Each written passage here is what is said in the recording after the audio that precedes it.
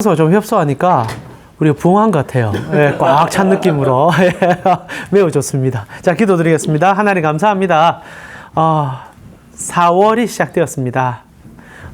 올해가 들은 지 벌써 석 달이 지나고 무엇보다 따뜻한 봄을 또 하나님 허락하여 주셔서 저희로 기분 좋은 하루하루를 보내게 해주셔서 감사합니다. 환경과 여건은 참 좋은데 또 시국은 너무 혼란스러워서 한 치 앞도 보이지 않는 시간들을 좀 걷는 것도 사실입니다.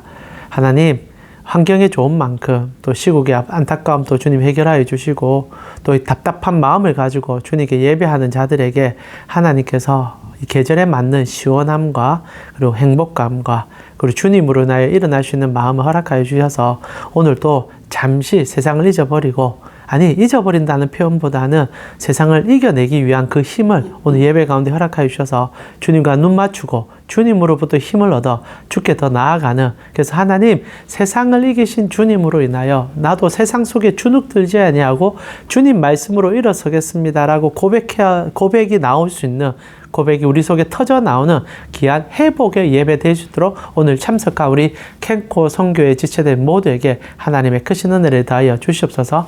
오늘도 말씀 속에 주님께서 우리에게 말씀하실 것을 믿사오며 살아계신 예수님의 이름으로 기도합니다. 아멘. 예, 우리 욥기 오늘 또 설교하게 됩니다. 4월 한 달 동안 이 고난주간이 겹쳐 있기 때문에 좀 고난이란 주제를 가지고 말씀을 좀 살펴보려고 하거든요. 그래서 물론 이제 바쁜 일정 때문에 올 수 없는 상황도 있겠지만은 가급적이면 이번 한 달은 조금 더 열심히 또 참석해 주셔서 말씀에 또 사로잡힐 수 있는, 그래서 주님의 고난과 부활을 경험하고 생각해 볼 수 있는 시간이 좀 됐으면 좋겠습니다. 그런 과정 속에 오늘 첫 시간으로 고난이라고 하면 가장 유명한 성경인 욥기를 좀 살펴보면서 욥기 안에 드러나는 참된 고난의 의미 자체를 좀 분석해 보면서 우리 신앙에 접목해 보고 싶습니다. 좀 된 일이긴 하지만 한 지체가 스튜디오스를 하고 있는 자매가 있었는데 굉장히 이제 어려움을 좀 호소했던 적이 있습니다. 그때가 이제 항공사에서 일어난 여러 가지 여건으로 인하여 퇴직 권고에 대한 얘기도 들려오고, 그러다 보니까 너무 삶이 고단하고 그리고 과로한 업무 때문에 지쳐 있는 과정 속에 저에게 이제 전화가 왔습니다. 그래서 진방차 전화로 이렇게 연락을 받는데 그 지체가 이런 얘기를 하는 거예요. 목사님, 너무 힘든데 이걸 어떻게 이겨낼지 모르겠다. 또 판에 박힌 말이긴 하지만 기도해 줄게. 그리고 기도하자. 그래서 힘을 얻었으면 좋겠다. 뭐 이런 얘기를 나눴습니다. 근데 마지막에 이제 전화를 끊을 때 그 지체가 이런 얘기로 전화를 끊게 된 거예요. 목사님, 너무 마음이 지쳐서 이제 고난에 대한 인식들이 커지고 있는데 이 고난을 잘 이겨내고 싶어서 욥기를 읽으려고 합니다. 라는 얘기를 하는 거예요. 제가 말겠습니다. 절대 욥기를 읽어서는 안 된다. 욥기를 읽으면 더 고난에 빠질 수 있으니 읽지 말고 오히려 힘을 얻을 수 있는 다른 말씀을 우리가 보자. 그래서 뭐 잠언 말씀이나 조금 위로가 있고 지혜가 있는 말씀을 우리가 찾아봤으면 좋겠다. 이런 얘기를 좀 하고 전화를 끊은 기억이 납니다. 많은 사람들이 욥기를 읽지도 아니하고 그리고 목사님들의 설교만을 듣고 마치 욥기 안에는 고난을 이겨내는 참된 비결이 있는 책인 양 생각해서 욥기에 시도하고 접근하는 분들이 계시는데, 그런 분들은 거의 100% 욥기의 중간에 들어가면 미끄러지듯이 쓰러지면서 내가 이 책을 왜 읽었는가 착각에 좀 빠지게 되는, 어려움에 빠지게 되는 일들이 있습니다. 실제로 욥기는 여러분이 어떻게 생각할지 모르겠지만 시문학입니다. 욥이라는 책은. 욥기 혹시 읽어보셨는지 모르겠는데 풍월로 들어보셨다든지 아니면 뭐 설교 가운데 들어보신 분들은 오늘 설교 조금 들어보시면 좋을 것 같아요. 잘 곱씹어보시면 좋겠는데, 보통 저도 설교자로서 욥기 설교를 할 때 욥기에 독특하게 들어있는 19시의 부분들은 사실 설교 잘 안 합니다. 욥기는 어떻게 되어 있냐면 구조상 1에서 3장까지 그리고 마지막 42장에서 마지막 장까지 서문 형식으로 되어 있습니다. 그 부분은. 그리고 중간에 있는 4장부터 41장까지는 시로 되어 있습니다. 그래서 설교자들은 대부분 다 시가 아닌 부분을 가지고 설교하면서 성도들에게 좀 도전을 주고 싶어서 이런 주제로 설교를 많이 하죠. 욥기 보면 처음에 욥이 의미 없는 고난을 당합니다. 의미 없다기보다는 하늘에서 갑자기 난리가 나죠. 이제 사실 이제 시기 때문에 일어날 수 있는 문학적 기교입니다. 한 천상에서 이제 사단이 찾아와서 이제 욥기 1장을 보게 되면 하나님께 이제 욥을 얘기하기 시작합니다. 먼저 이제 하나님이 욥에게, 하나님이 사탄에게 이렇게 얘기를 시작하거든요. 1장 8절에 보니까 여호와께서 사탄에게 이르시되 내가 내 종 욥을 주의하여 보았느냐? 그와 같이 온전하고 정직하여 하나님을 경외하며 악에서 떠난 자가 세상에 없다. 하나님 너무 기분이 좋아서 욥을 막 칭찬하고 사탄에게 막 자랑하는 겁니다. 자, 여러분 이런 걸로 통하여서 마치 하나님이 사탄과 디스커션하고 막 사탄과 사답을 주고받으면서 그를 막 높여주기도 하고 막 이런 얘기를 생각하시는데, 다시 한번 말씀드리지만 이 책은 시입니다. 그래서 하나의 이제 일어났던 사건이긴 하겠지만은 조금 더 상상이 가미될 수 있는 부분들이 있습니다. 실제로 하나님께서 사탄과 대화를 하시겠지만은 이런 식으로 한 성도를 보면서 막 칭찬하기도 하고, 사탄에게 막 이렇게 해서 사탄이 그거 가지고 막 시기를 해가지고 사탄이 막 공격하고 이런 일들은 실제로 있지는 않습니다. 그래서 구절을 보면 하나님께서 욥을 막 칭찬하니까 사탄이 좀 빈정이 상했는지 이런 얘기를 합니다. 구절에 사탄이 여호와께 대답하여 이르되 욥이 어찌 까닭 없이 하나님을 경외하겠습니까? 이게 이제 욥기의 시발점입니다. 욥은 고난에 대한 이야기를 하기보다는 어떻게 하여 하나님께서 우리 가운데 그 은혜를 베푸시고 실제적인 하나님을 향한 복음이 무엇인지를 깨닫게 해주는 책입니다. 왜냐하면 이 사탄의 이 얘기, 어찌하여 사람이 까닭 없이 하나님을 경외할 수 있습니까? 라는 질문에 대한 답을 주고 있는 책이기 때문이거든요. 욥기는 결국 사람은 특별한 목적 없이, 아니 내가 원하는 상황 없이도 하나님을 사랑할 수 있습니다라는 것을 보여주고 싶은 책인 거예요. 그래서 그게 좀 책이 어렵습니다. 그러나 이 사탄의 얘기는 오늘날 우리에게 많은 질문거리를 던져줍니다. 오늘 설교 속에 들어가기 전에 여러분에게 한번 물어보고 싶어요. 여러분은 하나님을 정말 순전함으로 사랑하고 계십니까? 아니 사탄의 얘기처럼 까닭 없이 하나님을 경외하지 않는 어떤 이유가 있기 때문에 하나님을 섬기는 분이십니까? 많은 사람들이 하나님을 목적성을 두고 섬기는 경우들이 분명히 있는 것 같습니다. 우리의 첫 시작이야, 어린 신앙이야, 그럴 수 있지만은 예수를 만나고 복음의 깊은 은혜를 경험하며 나를 위하여 하나님께서 모든 죄값을 그분의 몸으로 치루어 주신, 우리가 이제 고난주간과 부활절을 지날 때마다 느끼는 것은 우리가 어떤 목적의식이 있어서 내가 무언가를 받기 위해서가 아니라 전부를 주신 하나님이 너무 감사하고 고마워, 그분 앞에 나아갈 수밖에 없는 은혜를 고백하는 것이 우리의 신앙의 기초구나라는 것을 깨닫게 되는 거죠. 근데 언제나 사탄은 우리에게 말을 합니다. 너는 목적이 있어서 하나님을 섬기는 거야. 너는 까닭 없이 하나님을 섬기는 자가 아니야 라고 얘기한다는 거죠. 실제로 우리는 늘 이 질문에 대하여 우리 스스로 답을 좀 해야 됩니다. 아마 이곳까지 오실 때 여러 가지 삶의 어려움과 고난과 그리고 지침으로 인하여 하나님 이것을 좀 해결받고 싶은 마음이 있을 수는 있습니다. 그러나 그 마음이 여러분의 신앙의 모든 것이 되진 않으리라고 저는 확신합니다. 그랬을 때 오늘 우리는 이제 욥기에 집중할 수 있는 거죠. 왜냐하면 여러분은 그런 마음으로 예수를 믿는 건 아니거든요. 그러나 그런 마음으로 예수를 믿는 사람도 제법 됩니다. 그래서 우리가 그것을 제가 설교 가운데 자주 말씀드리지만, 그런 마음으로 우리가 기독교를 접근하면 그게 다 종교다. 그건 종교다. 그래서 우리가 막 오르고 싶어 하고 내가 어떤 노력을 통하여 내 목적을 성취하고 싶어 하는 것은 세상의 수많은 종교들의 이야기고, 우리 기독교도 그런 관점으로 이해되면 그것 또한 종교가 될 수 있다. 그러나 복음은 그런 가치가 아님을 얘기해 드렸지 않습니까? 욥기의 주제이기도 하지만은 하나님이 우리 가운데 내려와 주셨고, 그분이 모든 것을 다 해주셨고, 그리고 우리를 너무 사랑하여 자녀 삼아 선물로 주심으로 그것을 받아들였던 것. 그래서 우리는 까닭 없이 하나님을 경외하는 자들입니다. 우리는 까닭 없이 하나님을 사랑하는 자들이에요. 그 이유가 엄밀하게 찾아보면 예수 그리스도의 전적인 은혜이지만은 내가 가진 목적성이나 내가 가진 생각으로 주님을 섬기는 자들이 아닙니다.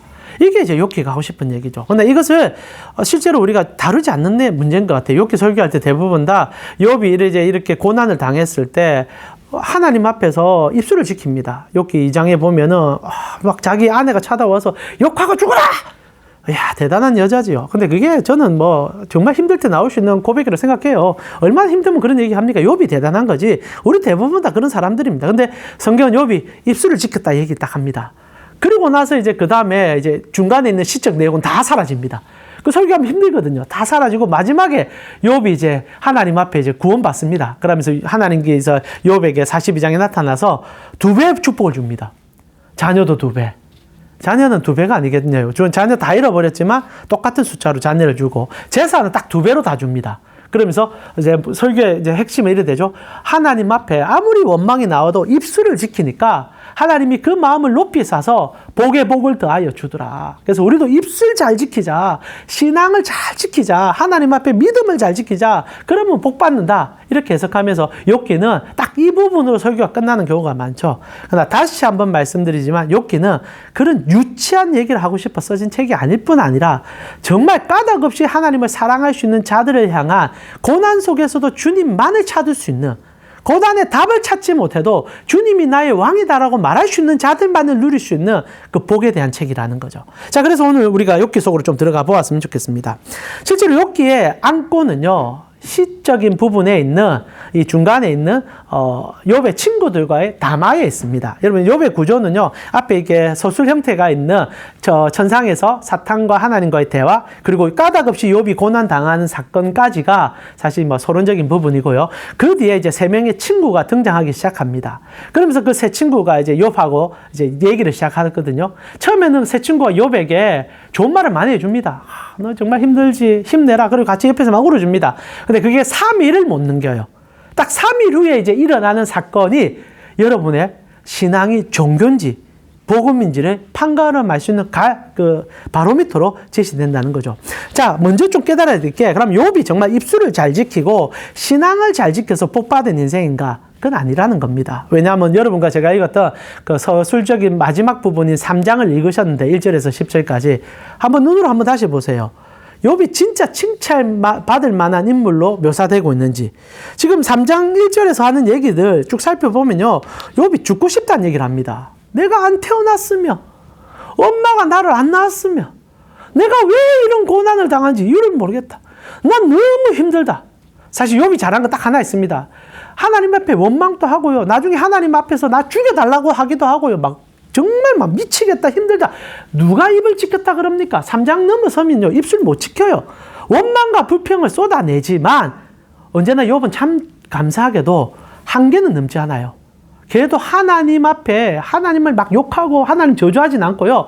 그냥 너무 힘드니까, 너무 지치니까 인간으로서 할 수 있는 마지막 고백까지 그냥 막 죽여주세요. 그냥 내가 소멸되었으면 좋겠어요. 막 이런 얘기까지는 한다는 거죠. 자, 이런 인물이 어떻게 입술을 짓기 때문에 복을 받았다라고 말할 수 있겠습니까? 그건 아니다라는 거죠. 자, 그렇다면 욥기가 우리에게 진짜 주고 싶은 얘기가 뭔가? 여기서 하나님과의 관계가 중요시 여겨지는 사람과 하나님을 이해하지 못하고 하나님에 대해서 얘기하는 사람들의 충돌이 일어나는 거죠. 실제로 세 친구가 등장을 하게 됩니다. 세 친구가 등장을 하게 되는데요. 이 세 친구를 평가하는 게 욥기 전체를 이해하는데 가장 중요한 핵심을 줍니다. 욥을 보면요, 세 명의 친구가 나왔는데 제일 먼저 등장하는 친구가 누구냐면 엘리바스라는 친구가 등장합니다. 욥보다 나이가 좀 많은 인물로 등장을 해요.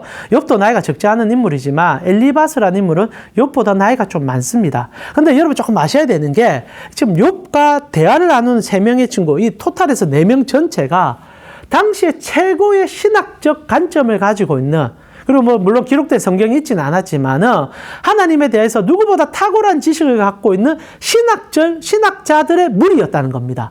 이거 좀 전제를 갖고 들어가셔야 돼요. 그래서 욥도요, 그냥 일반 그냥 하나님을 좋아서 그냥 따르는 성도이긴 하지만은 누구보다 하나님에 대해서 깊이 아는 사람들이었고, 3명의 친구도 하나님에 대해서 탁월한 지식을 갖고 있는 사람들입니다. 근데 이게 재밌는 게 뭐냐면 그들의 지식이 부딪히기 시작하면서 그들의 진정성이 말같이 드러난다는 거죠. 처음에 등장하는 인물이 엘리바스예요. 이 엘리바스는 4장부터 등장하기 시작하는데요. 여러분 책이 없으시니까 잘 들어보셨다가 나중에 한번 욥기를 한번 찬찬히 한번 보십시오. 4장에 등장해서 이제 엘리바스라는 인물이 등장하는 얘기를 보면요. 오늘날 우리로 표현한다면 이렇게 표현하면 어떨까요? 엘리바스는 응징신학적 입장을 가지고 있는 신학자다라고 표현하고 싶습니다. 응징신학. 말이 좀 어렵죠? 그러나 지금도 응징신학 우리에게 많이 씁니다. 이게 무슨 말입니까? 공의의 하나님에 대한 신학적 관점을 갖고 있어요. 죄를 지으면 하나님 갚으신다. 저는 그렇게 믿습니다. 이게 좀 틀린 얘기가 아니거든요. 하나님은요, 역사의 주관자십니다. 그리고 죗값은 하나님이 언제나 치르게 하십니다. 물론 이 땅에 있는 동안 그 죗값이 정확하게 치러지지 않는 경우도 있겠지만 하나님은 마지막 심판대에 앉으셔서 지금 제대로 그대로 처리하시는 분이에요. 하나님만이 이 세상의 유일한 공의자십니다.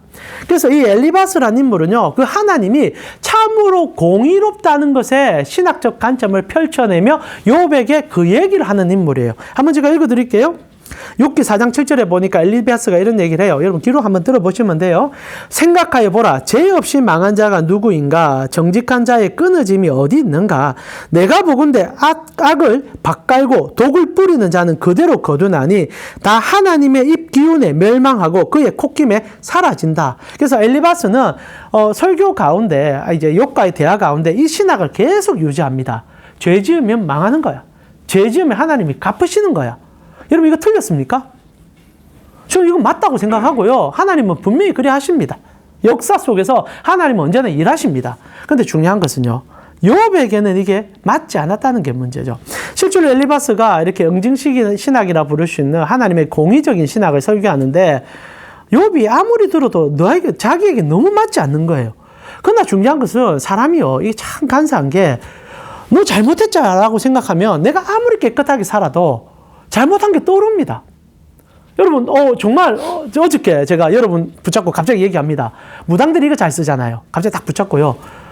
당신, 한 달 동안 혹시나 잘못한 거 없어? 딱 얘기해요. 그럼 여러분, 정말 자신있게, 나는 깨끗합니다. 내가 무슨 잘못했는지, 그런 사람 100% 없어요. 말을 못 해요. 왜냐하면 실수한 것이 몇 가지 있거든요. 그럼 이제 무당들이 어떻게 합니까? 딱 노리고 들어가지 않습니까? 그래. 너 그 실수 때문에 네가 지금 안 풀리는 거야. 그거 액땜해야 돼. 구술해야 돼. 이런 식으로 접근한다는 거죠. 실제로 욥 같은 경우에 이 말에 대해서 반박은 못합니다. 누구나 죄인이니까 죄를 지었기 때문에 하나님께서 이 응벌을 주신다. 지금 욥이 너무나 고통을 당하고 있지 않습니까? 그러니까 이제 이 친구들의 입장에서는 너 죄를 지은 게 있으니까 회개해서 그 죄를 잘 틀어버리며 하나님이 너에게 복 주는 거야 라는 얘기에 그 누가 맞지 않다라고 얘기할 수 있겠습니까? 근데 이게 정말 무서운 얘기거든요. 오늘날 교회 가운데 이런 얘기를 하는 곳들이 있는 것 같아 참 무서워요.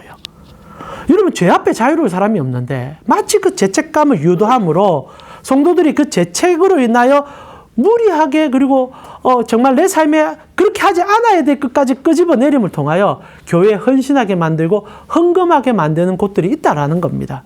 다시 한번 말씀드리지만 하나님은 공의로우시며 죄값을 분명히 물어보시는 분은 맞습니다. 그러나 오늘 욥이 하는 얘기는 이 얘기예요. 어떤 얘기를 하느냐. 욥이 이 얘기를 딱 듣고 나서 왜 하필 지금 그 얘기를 하는데? 라고 답을 합니다. 욥이 맞니 안 맞냐 얘기를 안 해요. 왜 하필 지금인데? 자, 여기서 우리 기독교의 정체성이 드러납니다. 여러분, 지금 세 친구가 계속 같은 얘기를 반복하는데 이들은 탁월한 신학자로서 자기들이 가진 신학으로 성도에게 다가가 그 신학에 맞니 안 맞니를 옷을 입혔다 벗겼다 옷을 입혔다가 또 벗겼다 이렇게 합니다. 그러면서 그 옷에 맞으면 너 잘한 거야. 벗겨주면서 틀렸다라고 얘기하는 자들이 이들이라는 거예요. 근데 욥이 하고 싶은 얘기는 왜 하필 지금 그 얘기를 하는데? 라는 겁니다. 너무 힘든데, 너무 지치는데, 혹 내가 잘못했다 하더라도 지금 그 얘기를 들을 만한 내 기가 아니라 내 마음이 아니라 나는 모든 것을 잃어서 어떻게 손 한 번 잡아주는 사람이 필요한데 친구라는 놈들이 찾아와서 하는 얘기가 너 잘못 살았잖아. 너 잘못했으니까 회개해서 나아가야 되잖아. 라고 얘기하는 것에 대해서 너무 분노하기 시작했다는 겁니다. 그래서 욥기 6장에 보면 이 얘기가 다 끝나고 난 다음에 욥이 이런 얘기를 해요. 옳은 말이 어찌 그리 고통스러운 거. 너희의 책망은 무엇을 책망함이냐. 너희가 남의 말을 꾸짖을 생각을 하나. 실망한 자의 말은 바람에 날아가느니라. 너희는 고아를 제비 뽑으며 너희 친구를 팔아 넘기는도다. 욥의 마음은요, 딱 하나예요. 나 한 번만 좀 위로해주면 안 되나? 내 한 번만 좀 같이 울어주면 안 되나? 근데 이 기독교라고 우리가 신앙을 가졌다라는 사람들이요, 잔인합니다. 하나님을 믿지 않으니 지옥 가는 거야. 너 회개 안 하니까 너 인생에 그런 엄청난 일이 생긴 거야. 더 나아가서 너 11조 안 했잖아. 하나님이 너 돈 뺏어간 거야. 너 주의 승수 안 했잖아. 그러니까 질병 들린 거야. 그리고 끝에는 또 좋게 얘기합니다. 그러나 회개하고 돌아오면 하나님이 갚아줘. 그리고 우리는 어떻게 됩니까? 아, 주의를 미친 듯이 지켜야 되구나. 와, 정말 11조 떼먹으면 안 되구나.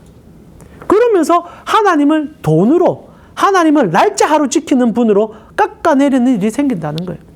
엘리바스가 고난당한 고통에 신음하는 자들을 이용하여 그 고난으로 종교심을 유발시켜 그들이 추구하는 이상과 가치에 옷 입혀서 끌고 가려고 하는 일이 생기고 있다는 겁니다. 자, 다시 한번 말씀드리지만 엘리바스는 잘못한 얘기를 한 건 아닙니다. 하나님은 공의로우시며 죗값을 물어보는 분입니다. 그러나 그것이 이 사항에 써질 수 있냐라는 질문을 할 때 아니다라는 거죠. 여러분, 기독교는요, FM이 아닙니다. AM도 아니에요. 기독교는 이것이라고 말할 수 없는 얘기를 오늘 제가 여러분에게 하고 싶은 거예요. 많은 사람이 너무 정형화된 틀을 가지고 여러분의 신앙을 ABC로 재단하고 있는 것 같습니다. 이런 면에서 지금 욥은 고통스러워하며 신음하기 시작했다는 거죠. 그래서 엘리바스 얘기 속에 답이 나올 수가 없습니다. 왜냐하면 두 사람 다 평행선을 끌으니까. 한 사람은 죄 지었으니까 회개해라. 한 사람은 지금 그 얘기할 이유가 뭐냐? 난 너무 힘들다. 이게 어떻게 영합이 되겠습니까? 결국 이 얘기는 이렇게 끝나버리고 두 번째 인물이 등장합니다. 그가 누구냐? 빌닷이라는 인물이 등장해요. 이 빌닷은요, 현대신학으로 좀 표현하면 조직신학자입니다. 자, 이렇게 엘리바스라는 인물이 응징신학, 하나님께서는 공의롭다라는 신학을 좀 갖고 왔다면, 이 빌닷이라는 인물은 성경을 깨뚫고 성경의 옷으로 그를 재단시키는 인물입니다. 이게 참 중요한 얘기인데요. 이게 참 어려운 얘기인데, 빌닷이라는 인물이 이런 얘기를 해요. 요압기 8장을 보니까 이런 얘기를 합니다. 내가 만일 하나님을 찾으면 전능하신 이에게 간구하고 또 청결하고 정직하면 반드시 너를 돌아보고 내 의로운 처소를 평안하게 하실 것이라. 이건 어찌 보면 엘리바스와 비슷한 얘기이기도 합니다. 너 정말 깨끗하게 살면 하나님이 다 복 주는 거야. 여러분, 그거 정확히 얘기합시다. 여러분이 정말 의롭게 살아도요, 고난을 당할 수 있습니다. 여러분이 헌금생활 열심히 해도요, 재산에 구멍이 날 수 있습니다. 여러분이 주의 성수 열심히 하도요, 사건, 사고를 경험할 수 있습니다. 만약에 내가 정말 잘 살기 때문에 나에게 이런 일이 피해질 거라 생각하면요, 여러분은 복음을 모르는 거예요. 종교 생활을 하는 겁니다. 그런데 이제 빌닷이 그런 얘기를 한 다음에 이 재밌는 얘기를 하죠. 7절에. 여러분 가장 많이 식당에 가면 붙어있는 문구죠. 내 시작은 미약하였으나 내 나중은 심히 장대하리라. 이 빌닷이 한 얘기입니다. 그래서 이게 다시 한번 말씀드리지만 이 내용이 잘못된 게 아니에요. 여러분의 시작이 미약하지만 하나님으로 인하여 심히 장대하게 될 겁니다. 그러나 이 얘기가 마치 식당 문구처럼 적혀 있듯이 내가 거부가 될 거야 라고 얘기하면은 여러분은 종교심에서 벗어나지 못한 빌닷의 얘기에 갇혀있는 자고, 아니 내가 하나님으로 인하여 내 인생이 정말 하나님의 복의 선포자가 될 것이야 라고 생각한다면 이 얘기는 여러분이 오늘날 가셔도 여러분의 책상 문구에 써도 상관은 없습니다. 문구 자체는 문제가 없다는 거죠. 그러나 무엇에 어떻게 쓰이고 있냐는 거죠. 그러면서 빌닷이 이렇게 합니다. 8절에 청하건대 너는 옛 시대 사람에게 물으며 조상들이 터득한 일을 배워라 라고 얘기합니다. 무슨 말입니까? 성경 열심히 봐. 성경에 답이 다 있어. 그리고 너 성경 안 읽으니까 그런 문제가 생긴 거야 라고 얘기하는 거죠. 여러분 정말 성경 열심히 읽으면 여러분 모든 인생의 답이 그 다 있습니까? 오늘날 여러분 성경을 너무 문자 그대로 받아들이다가 심각한 오류들이 얼마나 생기는지 모릅니다. 여러분 중세시대만 하더라도 맞죠? 이런 일이 있지 않습니까? 천동설과 지동설, 이 문제점. 성경을 너무 많이 본 사람들이 이런 해괴망측한 일을 한 거죠. 지구가 우주의 중심이다. 태양이 지구를 중심으로 돌고 있다. 이런 얘기해가지고 우리가 지금도 얼마나 망신을 당하고 있습니까? 언제나 빌닷은요, 마치 성경이 문자 그대로 적용되어서 모든 것이 옳은 답을 줄 수 있는 것처럼 얘기한다는 거죠. 그러나 그렇지 않다는 겁니다. 욥의 입장에서는 이런 얘기가 마음으로 와닿질 않아요. 그래서 욥이 이렇게 답을 합니다. 9장 1절부터 보니까 욥이 대답하되 진실로 내가 이 일을 그런 줄을 알거니와 나 안다. 인생이 어찌 하나님 앞에 어려울 수 있겠느냐. 그러나 3절에 사람이 하나님께 변론하기를 좋아할지라도 천마디야 한마디도 대답하지 못할 거야. 이게 무슨 말이냐면은 마치 정답이 정해진 것처럼 성경 안에 모든 답이 있다라고 얘기하지만 실제로 내가 생각하는 해석을 가지고 사람들에게 옷을 입혀주는 빌닷에게 하나님께서 접근할 때 네가 만든 옷이 맞을 수가 있겠니? 하나님은 모든 답을 다 갖고 있는데 너는 왜 한 가지 답이 옳다라고 얘기해? 여러분 여러분 신앙생활 할 때요, 여러분 기독교는 모든 답을 다 갖고 있습니다. 저는 그렇게 믿어요. 그런데 교회에 앉아 있으면 한 가지 답만 찾으려고 해요.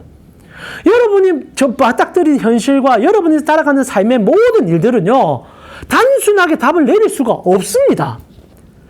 욥기는요, 단순하지 않은 세상을 얘기하는 거예요. 근데 교회만 들어가면 너무 세상을 이분법으로 단순화시킵니다. 예수 믿으면 무조건 다. 그리고 예수 안 믿으면 모든 것이 끝. 말은 맞을 수 있겠지만 여러분 세상 전체의 모든 이 하나님의 엄청난 섭리가 그 단순함으로 해석되겠습니까? 그래서 욥이 얘기하는 거예요. 빌드야, 너의 얘기 맞다. 성경으로 모든 것을 해석하는 것은 맞을 수 있겠지만 그러나 성경이 말하는 것이 한계라고 얘기는 하지 않는다. 여러분 성경이 왜 이야기로 써졌는지 아십니까? 여러분 저는 성경이 너무 재밌는 게 뭐냐면 성경이 다른 수많은 경들처럼 ABCD를 전달해 주지 않는 것에 대해서 너무 감사하게 생각해요. 여러분 불경이나 많은 책들은요, 이렇게 살면 이렇게 된다, 저렇게 살면 저렇게 된다 얘기합니다. 그러나 성경은요, 거의 60% 70%를 다 이야기로 만들어 놨어요. 답을 안 줍니다. 여러분 아브라함을 읽어낼 때 답이 있던가요? 없어요. 왜냐하면 아브라함의 삶에 답은 없었기 때문입니다. 그러나 오늘 우리가 얘기하고 싶은 것은 아브라함은 그 답을 찾아간 게 아니라 다른 것을 찾게 되었다는 거죠. 자, 결국 세 번째 친구가 등장하게 됩니다. 그게 누구냐면은 소발이라는 인물이 등장을 해요. 소발이라는 인물은 다른 얘기보다는 그냥 우리 현실에 하나님의 삶을 맞추어서 사는 인생을 얘기합니다. 우리 이거를 현대신학적으로 표현하면 실천신학이라고 얘기해요. 오늘날 많은 신학자들이 소위 말하는 세상의 여러 학문들을 신학적으로 도입시키고 있거든요. 그래서 심리학도 교회 안에 들어와 있습니다. 그리고 상담학도 교회 안에 들어와 있어요. 그래서 목사들도 상담학 공부하고 심리학 공부해요. 저도 신대원 다닐 때 한 2시간 정도 이렇게 심리에 대한 우리 교수님이 계셨거든요. 교수님이 심리 상담에 대해서 강의를 해주시고 배웠습니다. 그래서 뭐 유형에 대해서도 공부하고 철학도 공부하고 이렇게 했거든요. 그래서 잘 상담하고 잘 해야 된다 이런 얘기를 하는 경우가 있습니다. 실제로 이 마지막 등장하는 빌닷이라는 인물은 말 그대로 어떻게 하든지 간에 하나님 안에서 우리의 삶을 좀 정형화시켜서 이런 식으로 FM대로 어떻게 따라갔을 때 이렇게 순서대로 맞춰하면 하나님이 답을 줄 거야 라고 얘기하는 그런 가르침을 줍니다. 실제로 교회 안에 있으면요, 사실 여러분 기도 어떻게 하십니까? 여러분 한번 물어봅시다. 여러분 기도 어떻게 합니까? 기도 어떻게 하는지 잘 모르시죠? 그게 정답입니다. 기도는 답이 없거든요. 근데 이 답이 없으니까 사람들이 답답해요. 난 기도 사실 내가 하는 게 기도인지도 잘 모르겠고 기도 어떻게 하는지 잘 모르니까 교회에서 기도 교육을 합니다. 저도 기도 교육 많이 했어요. 그래서 기도 책 보고 읽어가면서 어떤 식으로 하고 가장 좋은 거는 주기도문에 따라서 기도하는 거고 가르칩니다. 맞아요. 틀은 있어주는 게 좋습니다. 그러나 기도는 답이 없어요. 왜냐하면 기도는 하나님과의 그냥 대화일 뿐이니까. 여러분 대화의 스킬이 있으면 좋겠지만 꼭 대화의 스킬이 필요하진 않잖아요. 하나님과의 대화도 동일합니다. 그냥 여러분이 어느 날 너무 힘들어서 자리에 앉았다가 덜컥 주저앉아서 주여, 어마어마한 기도입니다. 여러분의 모든 감정에 실려서 하나님을 향하여 외친 소리죠. 듣고 싶지도 않고요, 말할 힘도 없지만은 주여라고 얘기하는 그날 여러분은 하나님과 소통의 장을 열어 엄청난 기도의 시간으로 들어갑니다. 그래서 기독교회는 기도의 틀을 만들지 않고 성경 전체를 보세요. 이렇게 기도하라는 얘기를 단 한 번도 안 합니다. 왜? 기도는 답이 없는 거니까. 그래서 여러분이 그냥 하나님과의 시간만 갖겠다 생각하면 모든 게 기도가 돼요. 그래서 대천덕 신부님이라고 좀 소천하셨는데 예수원을 설립하신 분은요, 기도는 노동이고 노동이 기도라는 얘기까지 합니다. 저는 너무 감동적이었어요. 여러분요, 지금 일하다 오셨죠? 대천덕 신부님 신학에 따르면요, 3시간 기도하고 오신 거예요. 노동을 통하여 하나님과 경험하는 거. 막 골방에 앉는 것도 기도지만 일하면서 하는 그것도 기도다. 그래서 제가 예수원 갔다 시급을 했거든요. 지금은 그런지 모르겠는데 그 강원도에 있는 예수원 가면요, 기도 안 시켜요. 그 기도원인데 기도를 안 시키고 뭘 하냐, 노동을 시켜요. 갔다가요, 와 정말 하루에 8시간씩 일 시키는데 돈도 안 주고 일 시키는 거예요. 그러면서 야 진짜 종교생활이 그러면 안 돼요. 와 갔더니 저보고 하는 얘기가 그렇게 열심히 이 기둥 세우고 석가래 내리고 청소하는 거 하나님이 받으시는 기도입니다.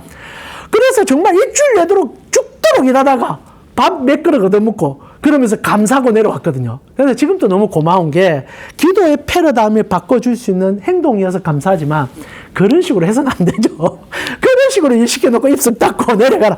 그거는 아닌 것 같아요. 그러나 중요한 것은 빌다시 모든 것을 맞춰놓고 틀에 맞춰서 기도는 30분 해야 돼. 기도는 여기서 해야 돼. 기도는 무엇은 아니면 찬송은 이런 식으로 A, B, C, D가 있어. 얘기합니다.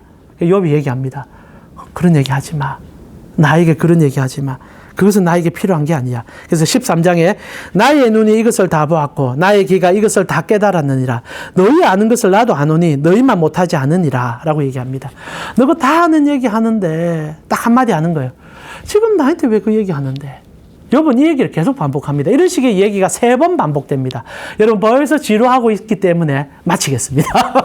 마칠 건데 딱 결론은 내고 마치겠습니다. 중요한 것은 이렇게 이 얘기들이 3번 계속 반복됩니다. 그리고 욥은 계속 하는 얘기가 왜 나한테 이러는데 왜 나한테 이러는데 이거 하다가 끝내요. 왜냐하면 답이 없으니까. 욥이 답이 없잖아요. 지금 이건 답 없는 얘기예요. 왜냐하면 여러분 아셔야 되는 게 욥은 원인과 결과가 없는 고난에 빠졌거든요. 천상에서 하나님과 마귀가 딜을 해가지고 욥에게 고난을 준 거예요. 욥이 잘못해서 고난을 당하는 것도 아니고 마귀가 괜히 한마디 했다가 일을 당한 겁니다. 이 얘기를 통하여 우리에게 하는 얘기가 뭡니까? 여러분이 당하는 인생의 고난은 답이 없을 수 있다는 거예요. 답 없는 고난을 경험할 수 있다는 거예요. 근데 욥이 나중에 어떻게 됩니까? 다 고난의 답을 찾은 게 아니라 욥기는 이 얘기를 해줘요. 하나님을 만나라. 이게 욥기의 정답입니다. 욥은 우리가 생각하듯이 어떤 답과 어떤 해결책을 제시하고, 아까 제가 설교 시작하기 전에 어떤 이제 스튜디오스 자매가 너무 힘드니까 욥기를 읽어서 고난의 답을 찾고 싶습니다 하면 읽으면 안 되는 책이에요. 욥기는 딱 하나예요. 하나님을 만나라. 욥이 나중에 이 모든 일을 경험하다가 도저히 답이 없어서 욥기 안에는 여러 가지 얘기들이 나오지만 거두절미하고요. 그냥 손을 놓고 그냥 엎드려 버립니다. 그때 하나님이 나타나거든요. 그게 이제 욥기의 42장부터 얘기입니다. 여러분 42장부터 하나님 나타나서 욥에게 정말 억울한 얘기들을 시작합니다. 무슨 얘기 하느냐? 야, 욥아, 너 억울하다고 얘기 계속 하는데 욥은 쉬지 않고 억울하다고 얘기를 해요. 왜냐하면 진짜 억울하니까. 맞아요, 억울해요. 하나님 압니다. 근데 딱 얘기해요. 그래, 너 억울하다 얘기하는데 내가 천지를 창조할 때 너 어디 있었니? 내가 만물을 조성할 때 너 어디 있었니?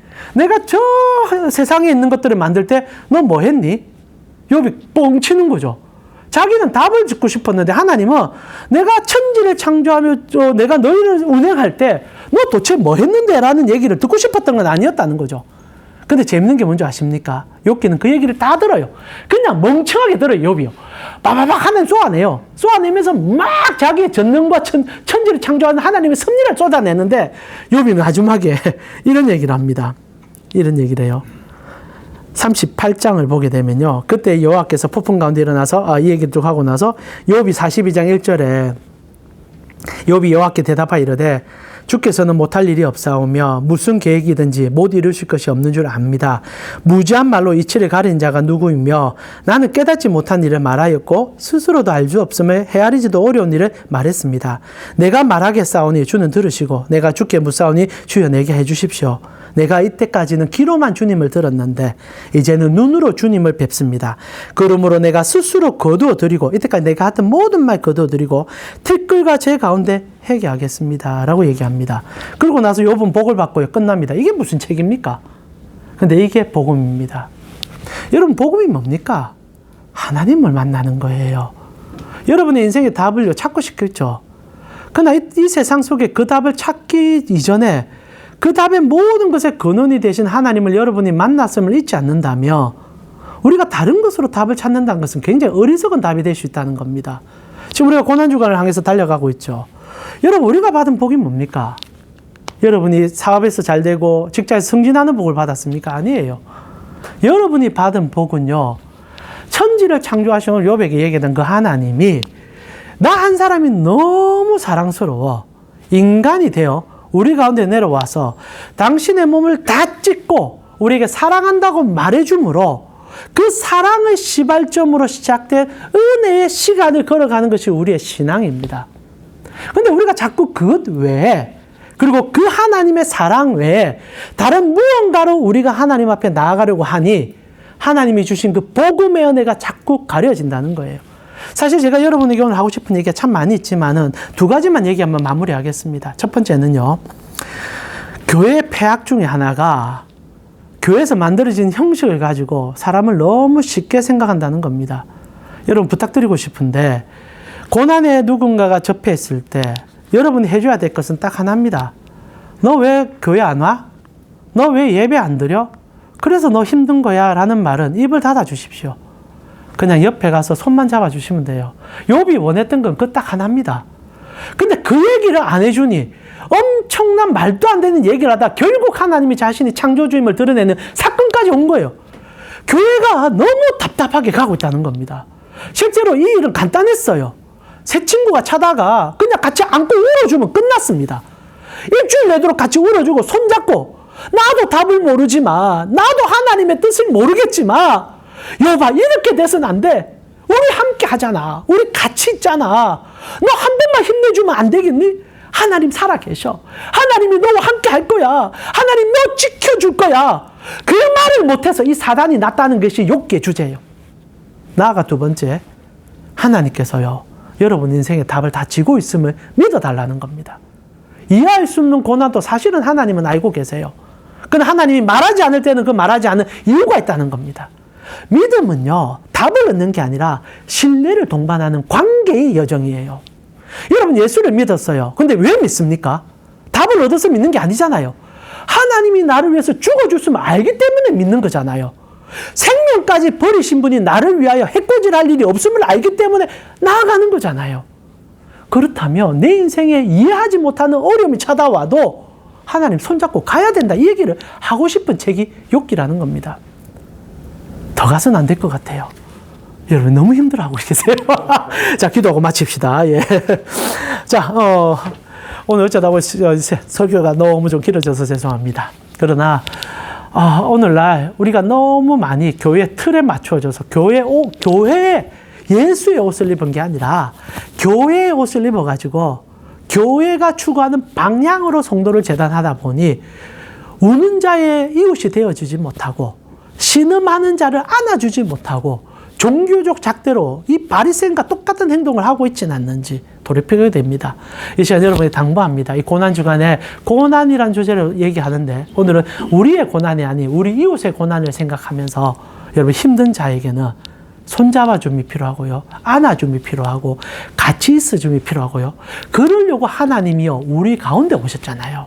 하나님이요 다른 어떤 거 하나도 안 계산하고 인간이 되어 우리에게 따뜻함을 보여줬잖아. 이게 복음이에요. 근데 교회가 복음이 사라졌어요. 이 시간 하나님 이 고난주간에 우리 이웃에게 손 한 번 더 잡아줄 수 있도록 한 번 더 안아줌으로 주님의 따뜻함을 전해주고 그분과의 관계로 그들과 함께 갈 수 있는 우리가 되게 하여 주시옵소서. 이 시간 한번 기도하고요. 같이 나아가겠습니다. 하나님 감사합니다. 오늘도 우리 사랑하는 캔고 선교회 지체들과 함께 주님 안에서의 사랑과 주님 안에서의 베푸심을 욥기를 통하여 들어봅니다. 하나님 참 욥기는 답답한 책입니다. 그러나 너무나 답답한 책이기 때문에 우리를 너무나 냉철하게 돌아보게 만드는 책 같습니다. 새 친구가 찾아와 하는 얘기들 하나님은 다 맞지 않다 얘기했습니다. 근데 오늘날 우리가 똑같이 그 친구들처럼 행동하고 내가 예수 믿었으니까 라고 얘기하면서 교회의 틀을 가지고 사람들을 평가하고 재단하고 저 사람은 저래서 잘 되는 거야. 저 사람은 저래서 안 되는 거야. 그리고 내가 생각하는 방식으로 제시하지 않는지 돌아봅니다. 오늘 잠시 다 내려놓고요. 지금 우리에게 필요한 것은 한 번 더 손잡아줌, 안아줌, 그리고 사랑의 고백인 것을 압니다. 오늘 이곳에 앉아 계신 분들이 먼저 그런 사랑을 경험케 하여 주시고 그 사랑을 선포하게 하시고 보여주게 하여 주시옵소서. 고난주간을 지나게 되는 저희에게 하나님 우리가 깨달은 것은 우리 그리스도가 인생의 답인가라는 사실입니다. 주님께서 우리를 혼자 내버려 두지 않으시려고 하늘 보좌를 팽개치시고 인간이 되어 우리 가운데 오셔서 우리가 아프면 고쳐주고 우리가 힘들면 마음을 안아주고 그리고 임마누엘이라는 이름을 그대로 가지심으로 내가 너와 함께 하리라. 그게 정답이야 라고 얘기해 주셨는데 하나님 우리는요 그 주님이 우리와 함께 한다는 것은 부수적인 일이고 늘 오늘 욥의 새 친구처럼 따지고 계산하고 종교심으로 기도 몇 시간 했냐 성경 얼마나 읽었냐 그러니 네가 복 못 받지 그러니 네가 어려운 거지 그따구나 소리나 하고 있는 저희를 보게 됩니다. 하나님 오늘 주님께서 우리에게 진정 원하는 것은 슬퍼하는 자들의 손을 잡아주고 우는 자들과 함께 울어주고 기뻐하는 자들과 함께 춤을 추며 그들 속에 들어가 예수가 우리에게 보여준 그 진정한 복음의 사랑을 펼쳐 보여 하나님이 우리 가운데 계심을 보여주는 그 은혜임을 알고 우리 사랑 캔고 선교회 지체들이 그 은혜로 삶을 살아내는 그 사랑을 받아내고 보여줄 수 있는 자들이 되어 주시도록 인도하여 주시옵소서. 지금은 우리 주 예수 그리스도의 은혜와 하나님 우리 아버지의 무한하신 사랑과 성령님의 감화 감동 교통케 하심이 언제나 우리 곁에 계심으로 우리를 떠나지 아니하시고 그것이 복음이라 말하는 주님 앞에 나 또한 그 은혜로 세상을 바라보고 날카로운 종교적 시선으로 사람을 평가하는 것이 아니라 오직 사랑으로 내가 받은 그 긍휼의 마음으로 한 번 더 손잡아줘 오는 자들과 함께 달려가기를 원하는 캔고 선교회 지체들 머리 위에 지금부터 영원토록 함께 있을지어다. 아멘. 예, 오늘 죄송합니다. 이 42장을